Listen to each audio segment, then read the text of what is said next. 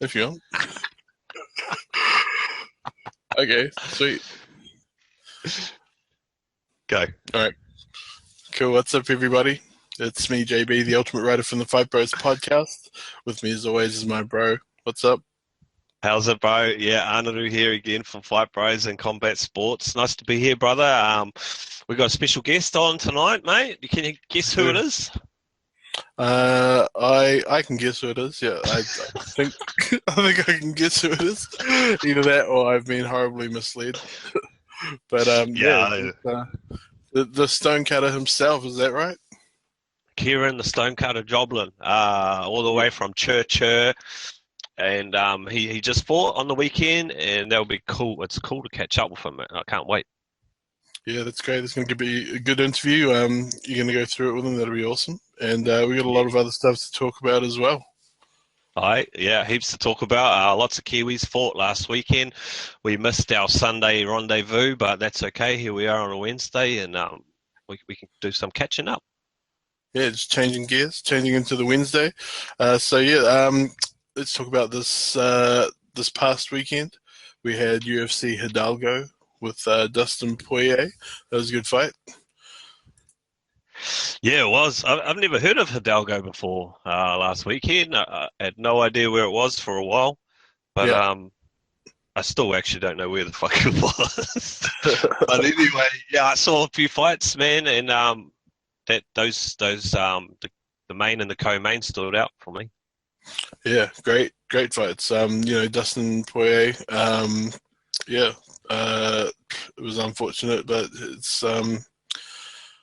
it's kind of shown that his chin is maybe a little suspect now. He's pretty chinny. He's a pretty young guy, but he's already getting put away. And Michael Johnson is a solid striker, but he's not like just an intense KO artist. So for him to put away Dustin Poirier really quickly was might have said something about his chin. Yeah, it's hard to say. Of course, the chin is it can only take so much. But there was a decent shot, coming through that flurry that actually Dustin was throwing, I believe, at the time, and Mm. Michael just caught him right on the lips. It was a really great shot, and put him away quickly after that. Yeah, that's right. Yeah, great. Well, I'm a Michael Johnson fan. I'm indifferent about the diamond, Dustin Poirier, but yeah, I thought it was a great finish and good post fight interview. Another example of someone who gets that mic and just takes advantage of it. It was great. Yeah, yeah, yeah. Little bit of, to some, I guess, controversy how he was like, all that emotion after he knocked out, and Dustin was still on the ground and a lot of emotion coming out. But then he did go and shake his hand later. There must be a lot of things happening in that moment. I can't really judge the fighter. I just looked at Yeah. Dustin's record, man. He hasn't been knocked out since Connor in Mm. 2014. So, but yeah, like you said, he's been fighting for a long time. Yeah, yeah, that's right. He another one I believe who's recently stopped hard sparring. You mentioned last week, Cowboy, and it's with Cowboy. I think it might be preemptive.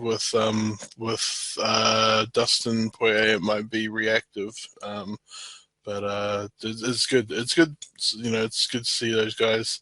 Um, it's hard sparring less. There's no need to. Once you've been hard sparring for 10 years, I don't think you need to continue hard sparring.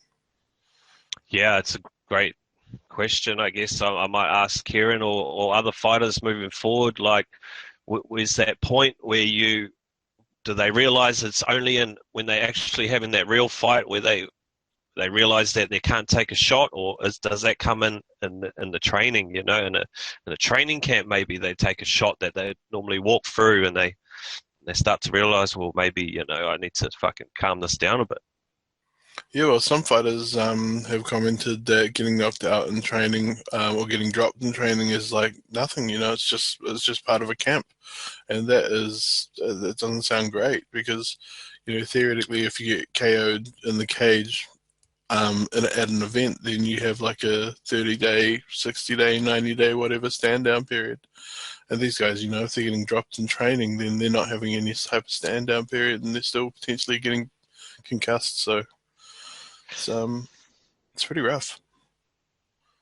Yeah, it's a hard sport, man. Like fuck, like they need that hard sparring to train hard to fight easy, and finding that limit and taking those shots, and then still, you got to get that payday. You got to make that weight and go and fight after you've been cleaned up, and sparring must be a hard process.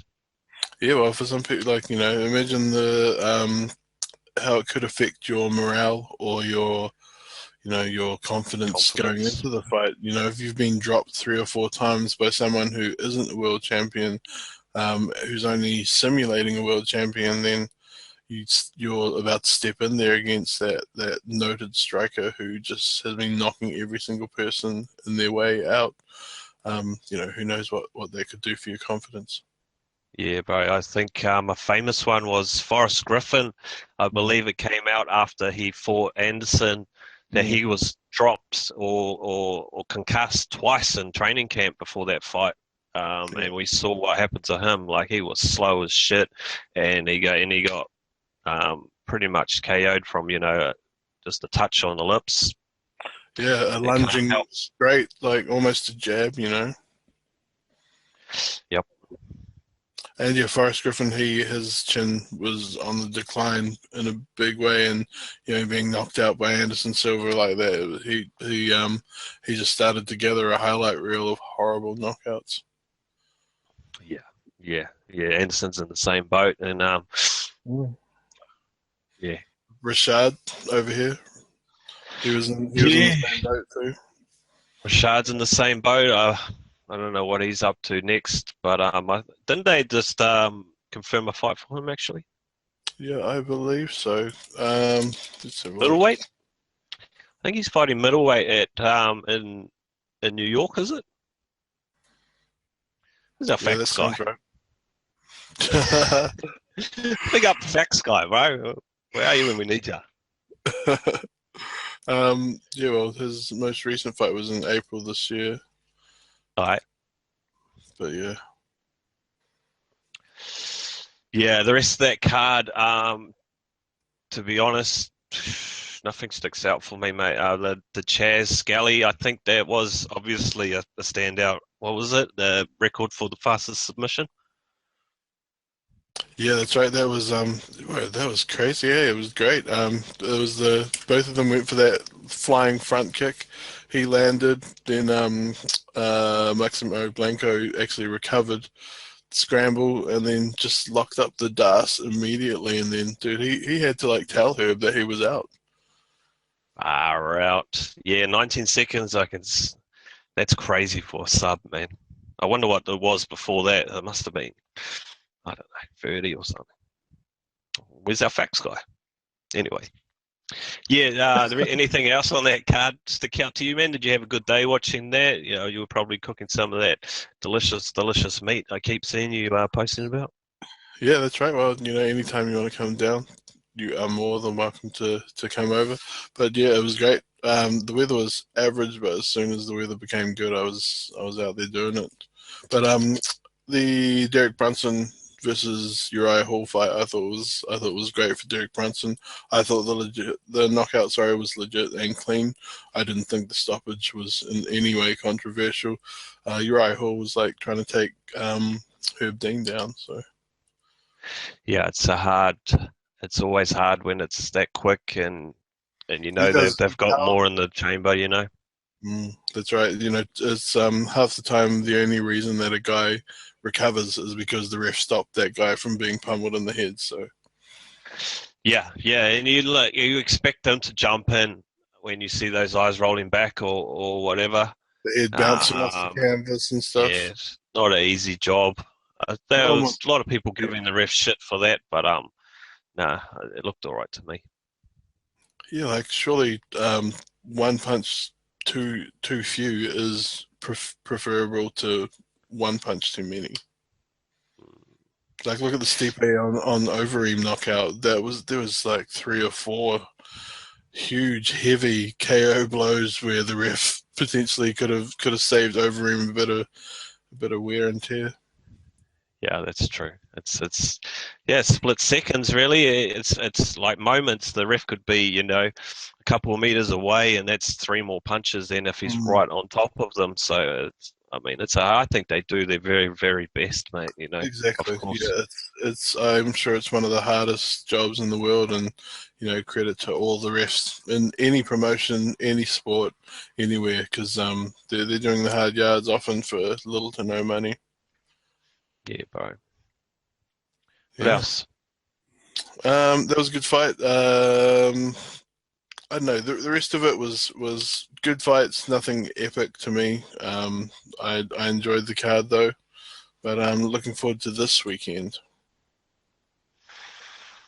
Yeah, Brazil, headlined by Cyborg and Lena Landsberg, who is not bad at all. I Mm. researched her for everyone. I put up a photo for you all to familiarize yourself with, and but she is like fresh meat. Her first fight, I believe, in the UFC, brand new, man, and you've thrown her against the best fighter there is. I mean, there must be.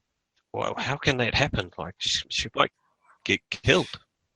Yeah, it's tough. I think it's tough finding a fight for Cyborg. And it's tough finding a marketable fight. This fight would have crept up on a lot of people. And it's tough to market a fight against Cyborg unless it's the Rousey fight, maybe Holly Holm or something like that. But those guys are not actually in Cyborg. Well, not currently in the same weight class as Cyborg. And even so, she's in for a horrible weight cut. Yeah, terrible weight cut. I don't know what she starts at, but reports are she's far away from making it. Even still, what are we fucking 3 or 4 days away from the fight, and she's Mm. 24 pounds out, Oh my God, this 10 10 kgs. over 10 kgs even. That's ridiculous. 10 kgs, and it's not like Cyborg has a lot of it's not like she really has a lot to lose. She is an incredibly toned fighter, and yeah, that just sounds like a terrible, terrible week. Yeah, I'd like to talk to Kieran about this weight cutting. I know I've heard, I don't know, fucking that it's obviously, well, it's harder for women to drop the weight because of the lack of, well, the less muscle than a male has. But we're Mm. talking about cyborg here, so that's a little different, but it's a huge weight cut, man, and I don't know. We'll see what she looks like on the scales, I guess. Yeah, that's right. She is noted for having very, very tough cuts. And that's to get to like 145 and 140. So it's just tough. She potentially could be like a super heavyweight female fighter, but then who's she gonna fight? A whole bunch of out of shape chicks that can throw overhands or something like that. This is true, and like everyone calls for her own division, like for her and who. I'm not sure how Mm, that's gonna work. She's still gonna have to come down and meet someone halfway. You know what I mean? mm. That's right. Like that division needs a lot of development at this stage. There's a lot of well-rounded female fighters, but there's not a lot of well-rounded fighters that are at cyborg level currently. No, We've seen what happens to fighters who have been marketed at that level, and really they weren't quite. not quite there. She's a beast. Cheers. Much respect. Put some respect on Cyborg's name. She's actually like a superstar. You know what I mean? She's carrying this fucking card almost like. Mm, You got Henan, Burrell, you got Big Country and Silva, but she's basically carrying this whole card in Brazil. Obviously speaks volumes of her. We all know she's huge everywhere, so imagine what she's like in Brazil. She'll be a fucking superstar. yeah, that's right. She's been arguably the best pound for pound in women's MMA for years and years now. Almost 10 years since she was just demolishing everyone in Strikeforce pre-pop, pre-pop, Pre-pop. pre-pop. But yeah, Yeah, that was a while ago. yeah, that was a long time ago. Um, And also on that card, yeah, like you say, Brow, Nelson, that seems like an easy KO for Nelson. Nelson versus Silva. But Silva's got hands, and Roy Nelson's chin's getting a bit old and a bit more worn as well. So I'm looking forward for Felder, Felder Trinaldo. That is a Chair, good fight for me, Paul Felder. chair. Yeah, that is a good fight. I'd like to see where Hennon's at right now against Philippe Nova, who I don't know who the Mm. fuck he is, but Roy Nelson and Antonio. Of course, I'll watch that. Someone's going to get their lights turned off. Mm. I've seen Bigfoot decline, but there's always that. He Post took out TRT. Reem and he took out fucking who? Travis Brown, I think, Mm. out of nowhere. Like Yeah. he can do whatever he wants, and Roy is just so one dimensional now. It's not even fucking funny. Yeah, like Roy could use his ground game, maybe not against Bigfoot. Bigfoot's accredited black belt. Bigfoot is huge, he can throw heavy, and Roy is willing to take a shot to give a shot. Yeah, yeah, he can still take way more punishment than fucking Bigfoot can. That's for sure. Oh, dude, yeah, that's right. If Roy even gets a glancing shot on Bigfoot from the overhand, it's definitely over. Who else is on this? Thiago Santos. Nah, that's not Tiago the one I'm thinking of. Um, what's his name? Silva, Eric Silva, Mm. and Luan Chagas. Ooh, it's a good memory you got there, Ozzy. bro. Yeah. Nah, nah. Nothing's There's no, appealing. Sorry, I'll still watch really it, of course, nothing. for the action. Yeah, that's right. But nothing huge at all, really. Nah. Um, personally, well, GCA Formiga versus Dustin Ortiz. That'll be a good fight. Maybe a fight with some implications. Formiga is number three in the division, so it's home fight for him. He'll be coming out with a full head of steam. Full crowd will be behind him. Chair. Yep. Nah. No idea, bro. What else we got on our list for today? Inside MMA is done. Yeah. You're a fan of Inside MMA yourself? Of course, I could not. Who couldn't be a fan of Bas Rutten? And even I used to like Kenny Rice. I Yeah. thought he was okay. Marolo or fucking whatever his name is. He's obviously one of the most More experienced power. dudes. Yeah, Yeah. yeah, he's one of the most experienced dudes there are, and he always works well with fucking Bas. Bas, yeah. So they closed their show. I think it was 7 years or 9 years. Not sure. 2009, 7 years. Yeah, 7 years on Access TV. Yeah. Man, to tell you the truth, I watched a lot of it, but it was all like fucking small segments that popped up on my Facebook, or Yeah, I'd yeah, go to sure. the YouTube and I'd watch like segments. I didn't watch a whole lot of full shows, but I mean they had the who's who of everyone, and all the Mm. interviews were always good. Very slick program, very slick program. Always great, Buster and like the guy is mesmerizing. He's charismatic and he's got so many good stories. If you've seen his How to Win a Bar Fight videos on YouTube and stuff, the guy is an animal. He is ruthless, and El Guapo. He is a very funny guy. He's great to listen to. It would be a dream to have him in the UFC. Imagine him commentating with Rogan or with Goldie or with someone like Ken Florian. That would be great. Dang it, a dang it, a dang, bro! Don't you ever do this Dang it, dang again. it, dang it. I don't believe in eye for eye. I believe in two eyes for an eye.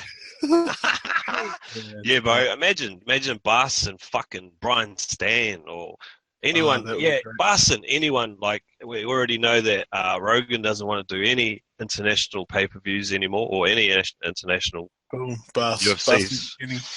Fuck, throw Bas in there if he's keen. He might be a bit of a family man now, but throw him in there, 100%.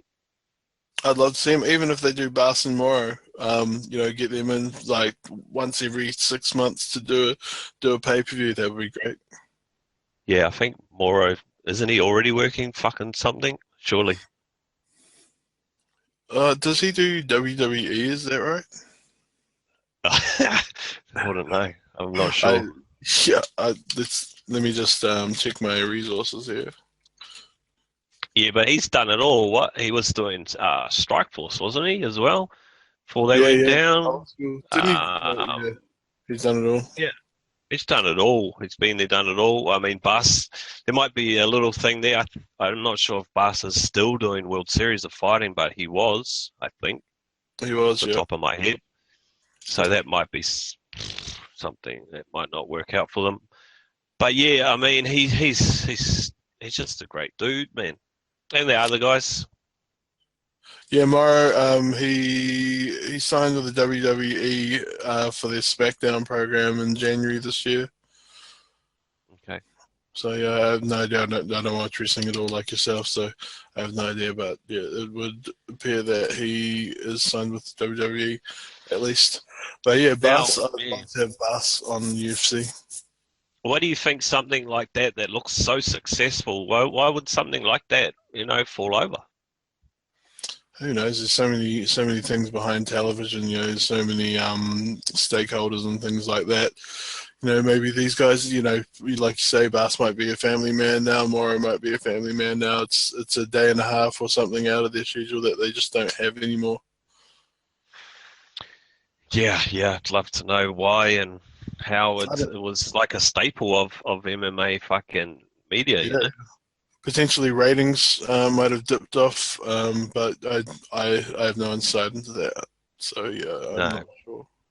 yeah, we can only guess. I would like, off the top of my head, I would say that no, it wouldn't be, but maybe, like, because MMA is obviously growing so much, and that's one of the top fucking things. Maybe these podcasts and all these internet dudes are, chipping away at those TV Yeah, guys.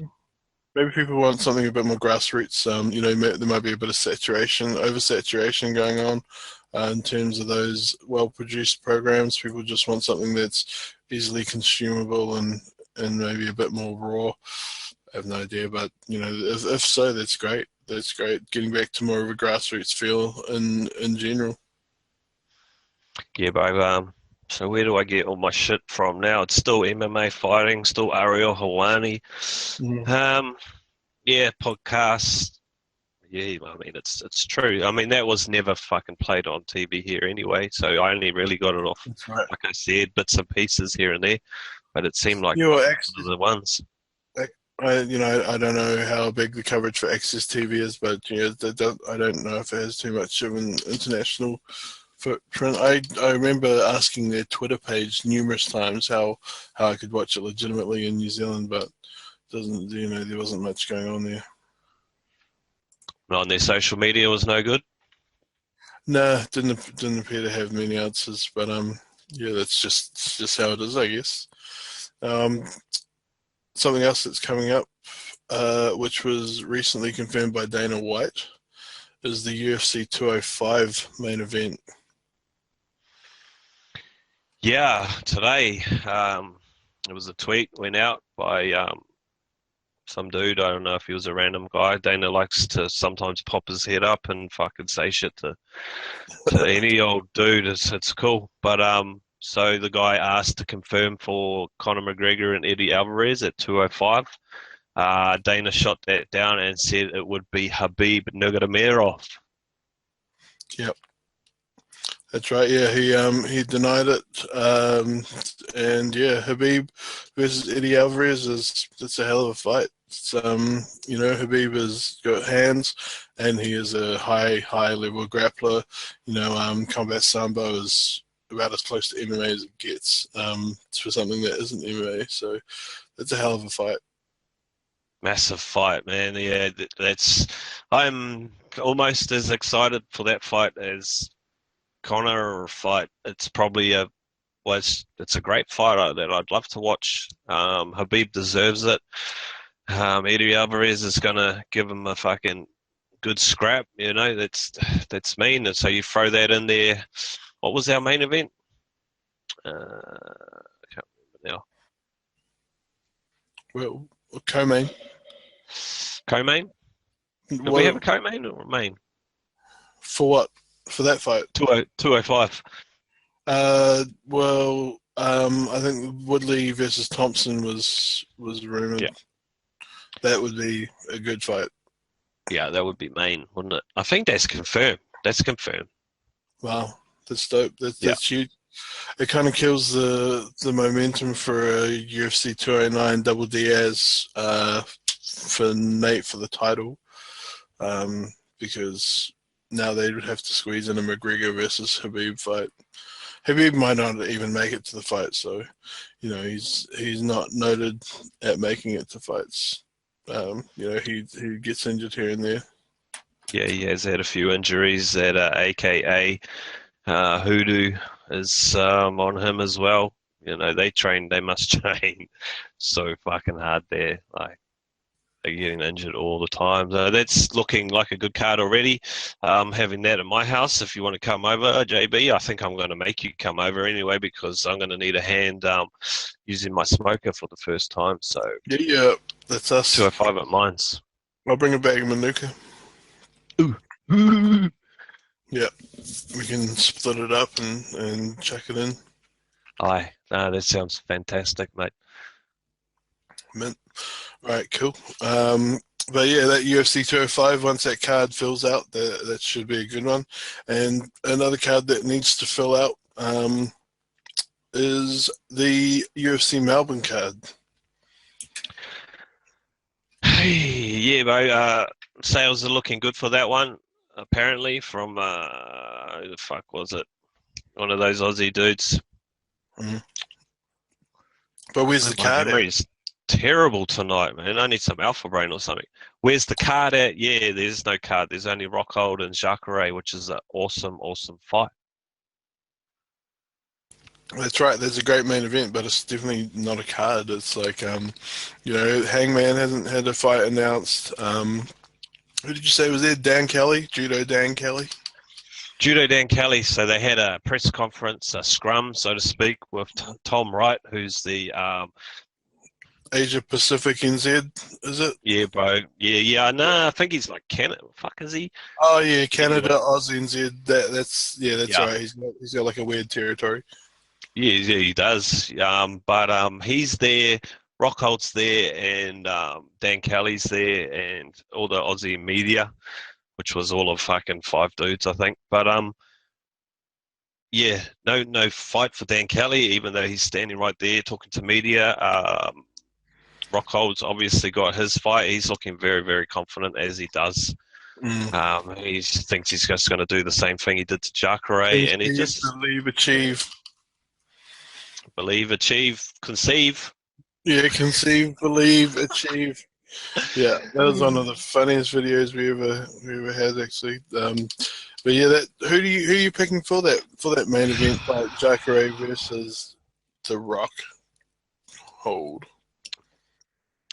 Okay, so this is hard for me. Obviously, I sometimes don't make my picks on skill set. I go on who's a fucking bigger douchebag than the other person. And in this case, it's really obvious that I'd probably be going for Jacare.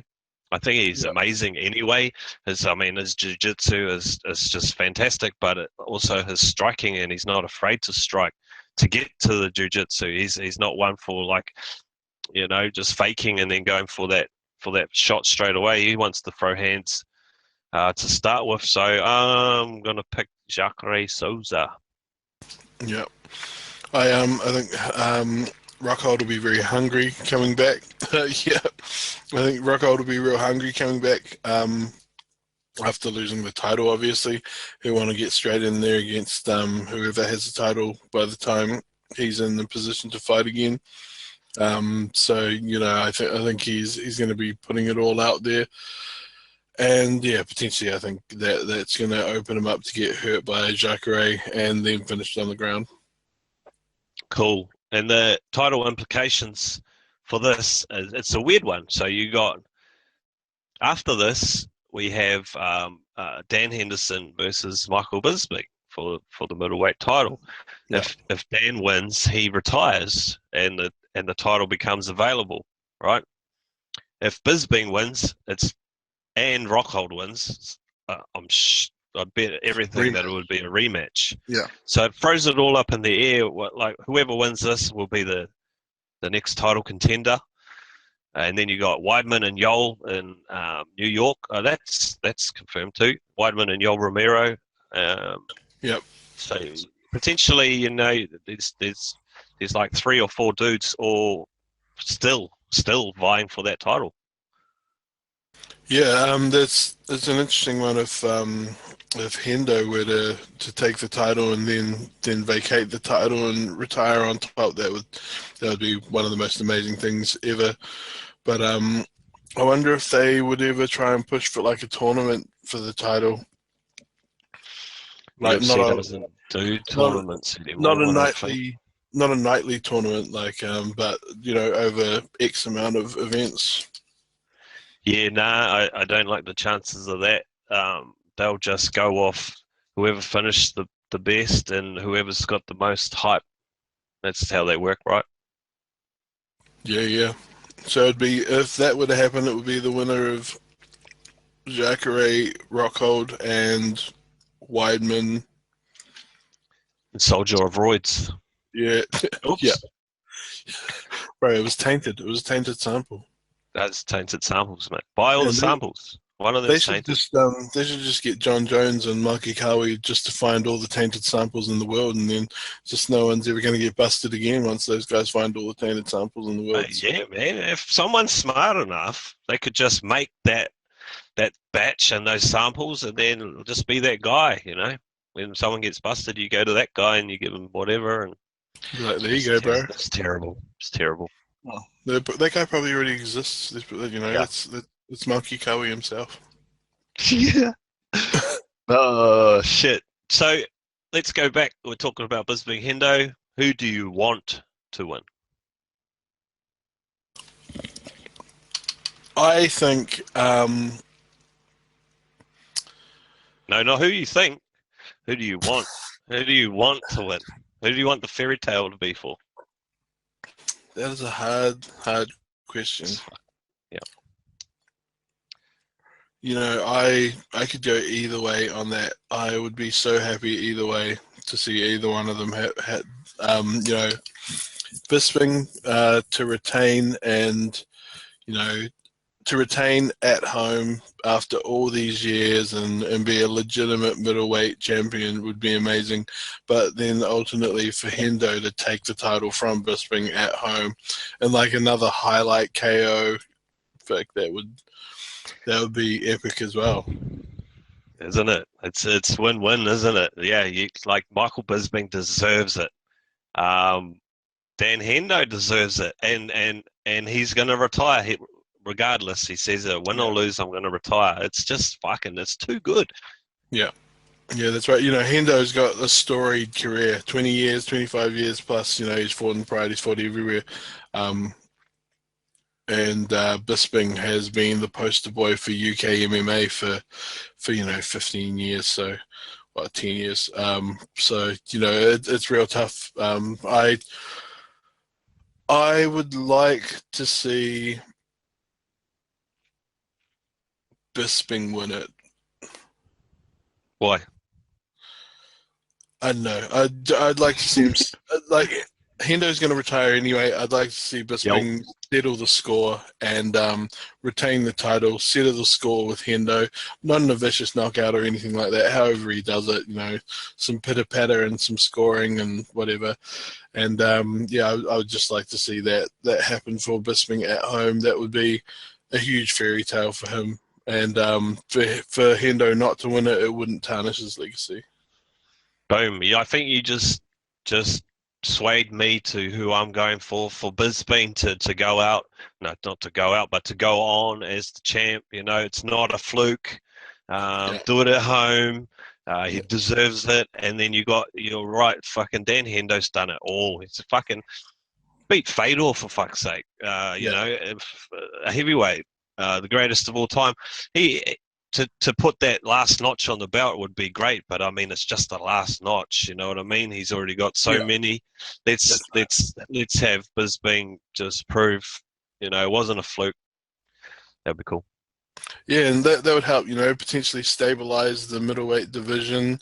He would get his respect, and it potentially is better for the sport if Bisping wins than if Hendo wins and then vacates the title Yeah, yeah, it would throw the whole fucking thing up in the air, wouldn't it? If Hendo actually won and then retired, and and then bounce. Yeah, what a still collection. no less a fairy tale, but the for me and for you, the more appealing fairy tale is Bisping. Yeah, yeah. No, you got me there. Yep, convinced me on that one. I think it's a better story. Because Dan's one is just already so great.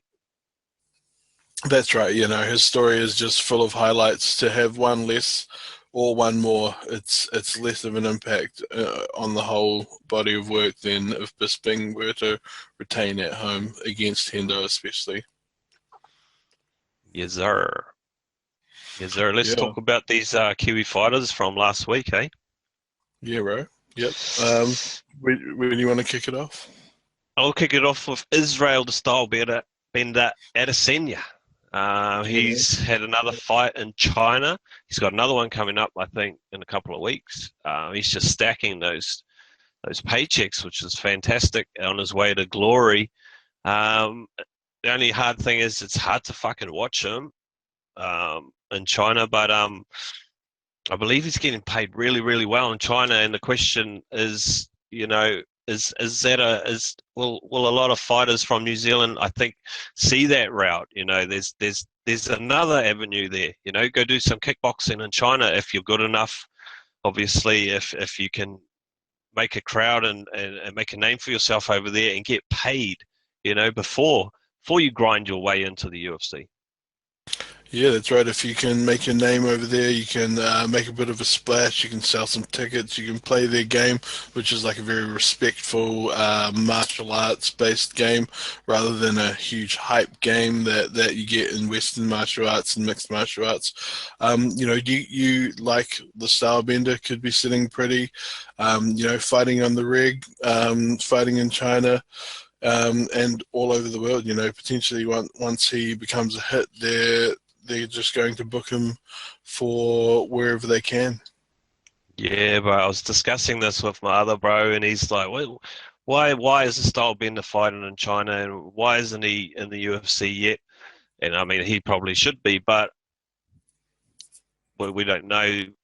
But like, I think he is over there getting paid. He obviously use that money, to finance his training.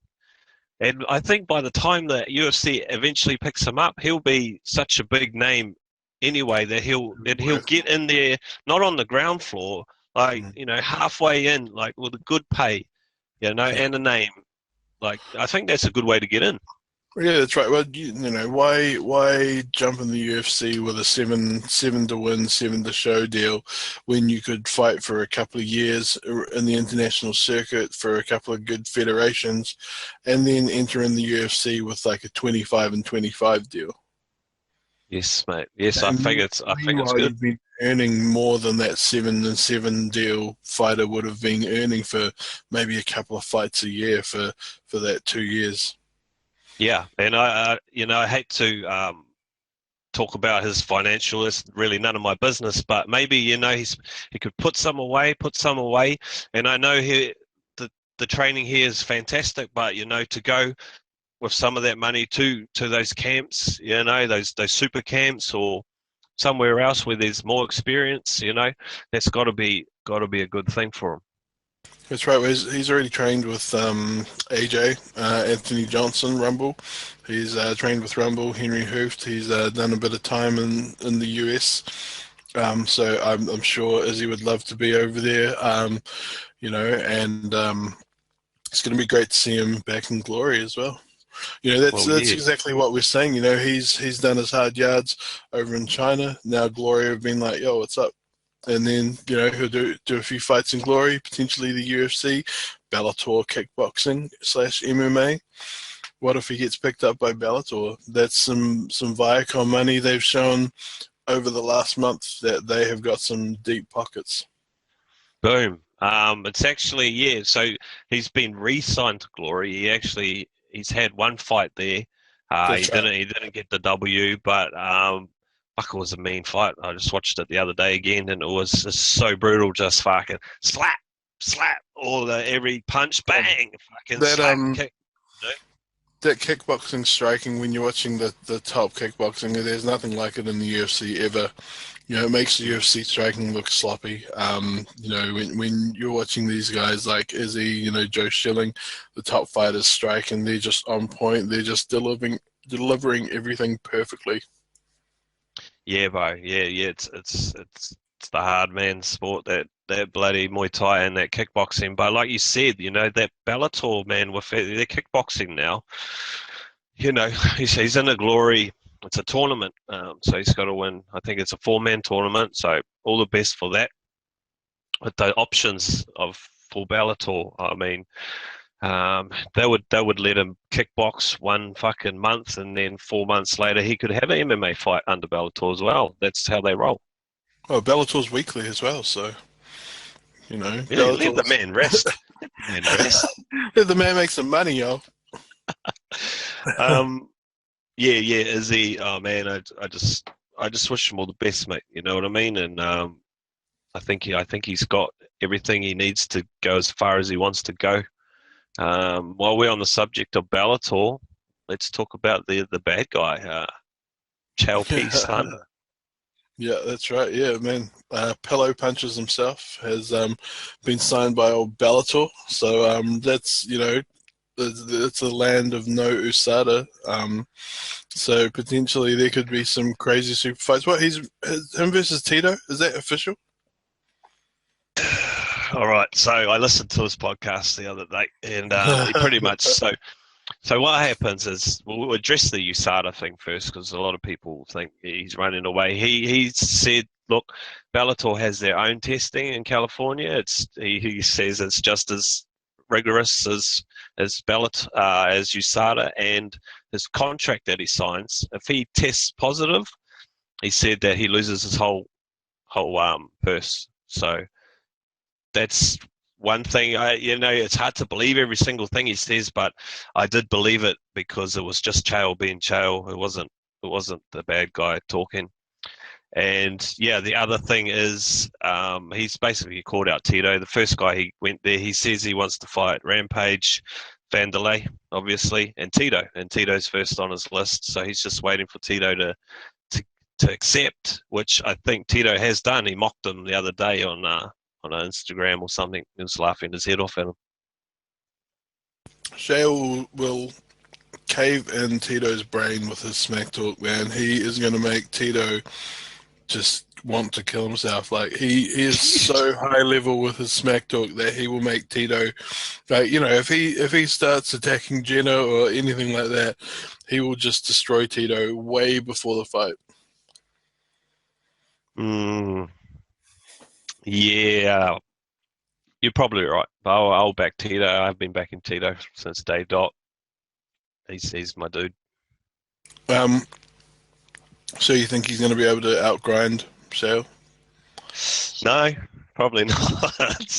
But that doesn't mean I don't pick. That's how I do my picks. I don't know. It's fairy tale for Tito. Any win for Tito is just magic, at this stage. But Chael's tough coming back. He'll be in peak physical fitness preparation and all that bullshit. But him against Rampage, I don't like because he's just going to wrestle fuck Rampage, and Rampage don't want that. And but Vanderlei, there's a lot of history there. Yeah, that Vanderlei fight is almost definitely going to happen. I'd say that's marketing central, dude. Yeah, easy. Just play back those tapes. Oh, well, they probably can't, or they'll just have to interview them again or whatever, and Mm. we'll just wait for Vanderlei to finish up in Ryzen. Ryzen, he might not have signed an exclusive deal in Ryzen, so Yeah, we might be seeing him soon. Yeah, yeah. I mean, just finish his fight, and it's already. I think it's Oh finished yeah, now. I'm not sure. yeah. Who's he fighting? I don't know. I think that's about a 16-man tournament or some shit, Oh, sounds and like they got Royal Rumble yeah, or some shit. yeah, man. It's like a Fedor, Vanderlei. They got Kron. Ah, there's a tournament bit, and then there's some other bit to it. Yeah, So it there's should like a happen. card and there's a tournament as well. Yeah, Oh yeah. yeah. It's Well, not all in one night though. It's over time. it's over. This thing we refer to as time. Time, you know. Speaking of time, where's your mate? Oh, where's my bro? I'm not sure, man. I checked in with Kieran the Stonecutter Joblin only an hour ago, and he said he was good to go. But you know, he is a family man, and I'm sure Yeah, he's that's got right. a fantastic excuse. And I will not say a bad word about Kieran because he pulled my head off. Yeah. No, put respect on his name for sure. Put respect on this Yes, excuse, so I that's was fine. gonna, yeah, I was gonna save that for when he got here, but Kieran obviously fought last Saturday in Aussie for Carnage in the Cage. He Yep. defended his title for the second time, lightweight title. Um, he's just a great ambassador. The way he holds himself Mm. and acts very humble. You know, fight anyone, anytime, anywhere, and he was straight back into Canterbury Fight Centre. I think fucking 2 days later, grinding straight away. Yeah, that's right. Anyone who's been able to speak to Kieran himself or caught your interview with Kieran a few weeks ago now, they would know that he is definitely an ambassador for the sport. He's a great guy and he's a great fighter. Yeah, he is, and it's just a couple others like Matt the Viper Vale. He fought. He lost a close decision, I believe, if I can remember correctly. But yeah, just it's all experience, you know. He's a young fella. Um, a lot of dudes popping up on the radar, you know, and I think my radar's strong, but obviously someone else has got a stronger radar than me. They always do. But like we've got Shane Young popping up, you know, that Gina Fabian just popped up on my radar. That's right. Lots just fucking everywhere, and all like doing really well, doing shit overseas and potentially on the cusp of signing to any major organization. You know, it's cool. Yeah, well, these are people who have been, quietly achieving in the background and just ticking over and Yeah. ticking over and just doing the hard work and putting in the hours and doing the yards, and now that's all starting to come to fruition for them. And it's great to see, and it's great to see the media starting to take note and pay attention to what they're doing and shine a light on their hard work. So that's great, and that's a result of the work of people like Dan Hooker and Israel Adesanya, Ev Ting, people who have been putting forcing that spotlight on themselves. Yes, bro. Yeah. A lot of dudes with respect, they all are a lot and a few and a lot. They all follow that Dan Hooker blueprint. You know, Mm, they give him a lot of respect. I fucking hear his name all the time, which right. is amazing. You know, he's from that He's like strike such force. a fundamentals guy. Yeah, he's from that strike force family, which is a big family in New Zealand. A lot of good talent come out of there. Ev from Auckland MMA, you know, carved his own fucking successful career. But yeah, I hear a lot of respect and a lot of people trying to follow in Dan's footsteps. Yeah, that's right. Great footsteps to follow, and like many of our New Zealand high flyers and fighters. So that's great. What would you like to move on to now? Um, Tough 24. Did you watch? Are you up to date with Tough Mm, 24, bro? I am. I am. It's pretty tough to stay up to date for Kiwis that don't have Sky, because UFC Fight Pass is actually on media blackout. I think it's like a 30-day blackout, so you end up getting it 30 days delayed, which is pretty shit. But yeah, Oh, it's definitely up to date. unacceptable. Well, that's the nature of contracts and rights and things like that. And, that's something we've had a brief education on ourselves.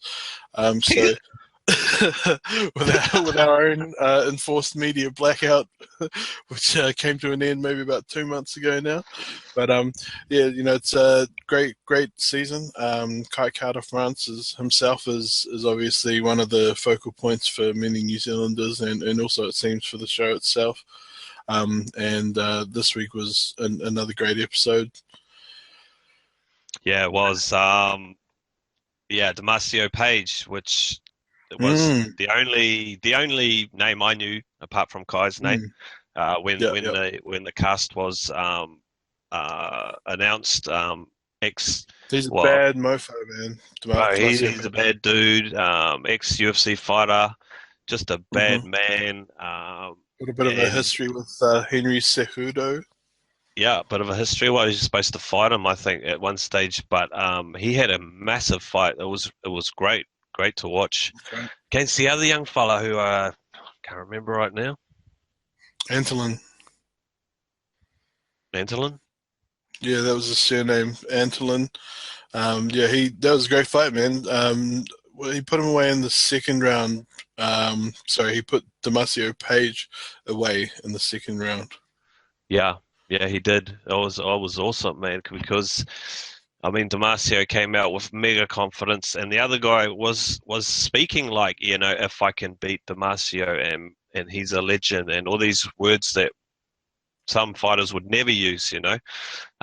And he just came out perfect game plan, man, and it was great to watch. Yeah, great to watch, great fight, great season. I'm looking forward to Kai's next fight, which is probably going to be in a couple of weeks. So, how many fights have we had so far? We've had There's only five, been 3 episodes, and so we had 2 fights on the first one and another 2 fights, so we've had four. four. So, there's 16 of them. So there's going to be four fights, 8 fights in the first round. So potentially Kai's not going to fight for ages.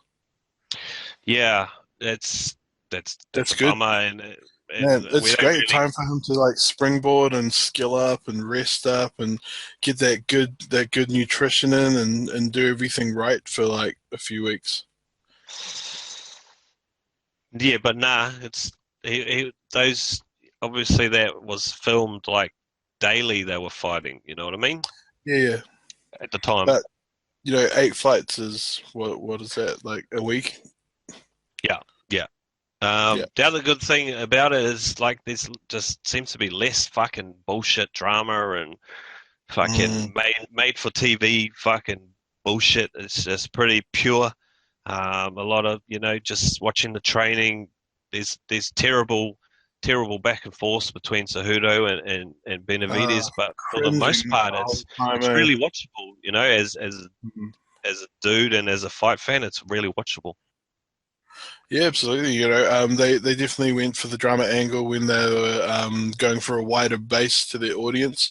But now I think they've responded to a lot of calls that people have been making to trim the drama out of it. There's always been drama in The Ultimate Fighter. Anyone who denies it just is in denial about it. And also the same as when they started having women on the show, and then they were like, "Oh, it's just people crying now." If you have watched any season of The Ultimate Fighter, it's always just dudes crying after they lose. And why wouldn't you? It's like for a lot of people, it's their hopes and dreams resting on that fight, and they've just lost it, potentially lost it also. There's definitely a lot of drama just intrinsically in The Ultimate Fighter, but to see less sort of low rent drama is great. Yeah, yeah, I'm a fan of it. It's easy to watch. I haven't seen any of the tough Latin. That's got fucking Chuck on it and fucking Forrest Griffin, but I haven't watched one episode of that. I find it hard too. Was Um, that episode also in Spanish, Portuguese as well? yeah, man, it's all in Spanish or Portuguese, and it's all It's subtitled actually except for. it's tough reading subtitles, man. Especially if you have other stuff to watch that doesn't have subs. It's sometimes it's a bit too draining just to watch a subtitled thing. Yeah, that must do well over in Brazil Oh, no and doubt. Latin any America, country that yeah. that's why they've done so many seasons of it because it is just killing the ratings in Latin America. Yeah, yeah, and they've rewarded them with fucking Chuck Liddell and Forrest Griffin as Mm. coaches, you know. So Some good Hall on of that Famers. audience. Yeah, man, it's cool.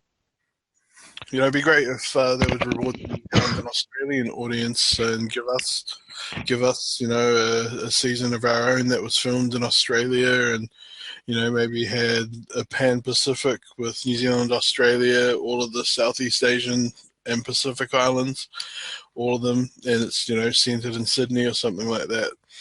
That would be great, and it was Australia All right. versus the world. Oh, Australia versus Australasia versus the world. One Australia versus the rest of the Pacific and Southeast Asia, or you could Ah, have okay. Yep. the Pacific versus Southeast Asia. Yep. I do. If we did a New Zealand versus Aussie, who would you have coaches? Well, what divisions would you have? Well, let's make it easier, and we'll say that the coaches don't have to fight at the end; they just have to coach. Oh yeah, so you could have retired fighters. Yeah, you could have. Well, you could have. So, what's? I'd probably go fucking Dan and Rob, wouldn't you? Yeah, those guys could fight at the end. Are they in the same division? No, no, they're not. No, But they they but they could could. meet in lightweight, couldn't they? Wait, Yeah, what's Rob's a Rob's middleweight? middle. They could meet at welter. I'm sure Dan would love to not cut any weight. Yeah. Well, we've seen him fight at fucking. Well, he's not at heavyweight, but I've seen him fight at heavyweight before. So But there's nothing in that fight for either of them though to do that. But no, yeah, exactly. if the fighters don't have to fight at the end, potentially you could have why not just have like Mark Hunt and someone, because you'd have to pull some ratings with the coaches. That's where the ratings Fucking would have to come from, because the fighters potentially would not have a huge following. yeah, you're right. It'd be hard. And Mark's claiming Australia too, so he might be fucking want to coach those fellas. Yeah, yeah, I'd say he would. So yeah, it's a bit of a tough one. Mark versus Eve. All right. Oh, did we talk about Mark Hunt versus someone in Melbourne? He's potentially going to be fighting Andre Ovlosky or Josh Barnett. So the guys who fought 2 weekends ago now, Andrei Arlovsky, the Pitbull, and Josh Barnett, who was the victor in that fight. That was a good fight, hard won fight. Man, who would you rather see him fight? Um, I'd probably rather see him fight Josh. Helps him more in the rankings, I guess. Mm. Coming off that win, and I don't want Andre to die. Which is always a risk if you're stepping into the cage with Mark Hunt. But yeah, absolutely, Mark Hunt could potentially put Arlovsky away very, very, very quickly. Yeah, He could do that to Barnett as well, but Barnett could potentially grapple fuck him to death as well.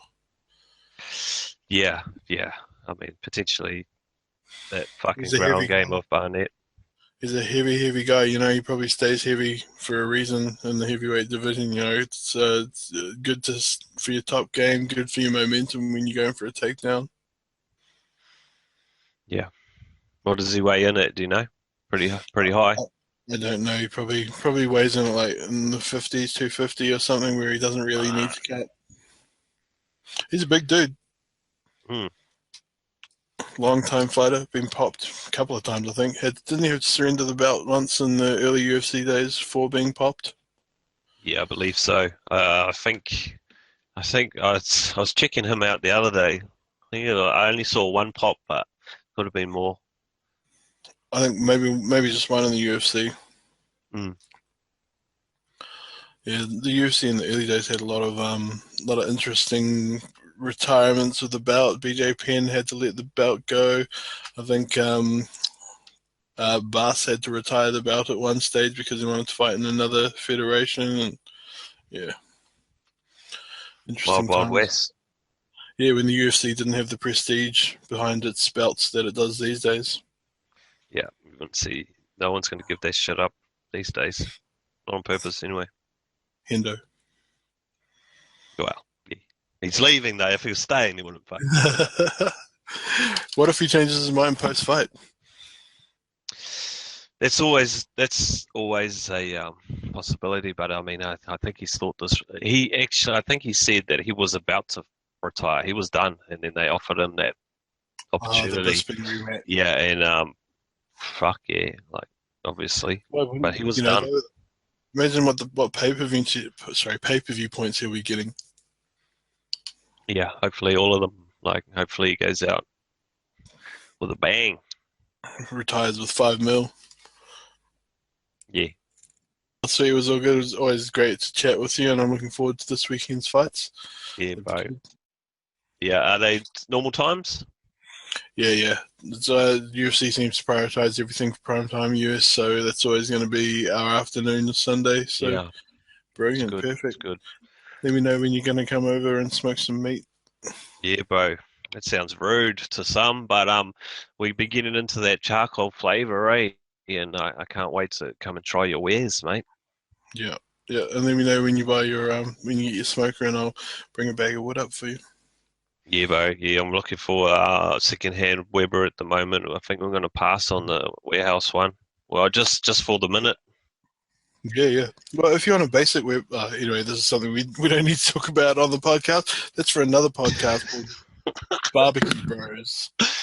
Barbecue Bros. You're listening to the Barbecue Bros. All right, yeah, Chair, I'll sign off. Thanks everyone for listening, and yeah, let's do it again next week, eh? Yeah, sweet. Shit. Dang it, dang it, dang it. Dang it, dang.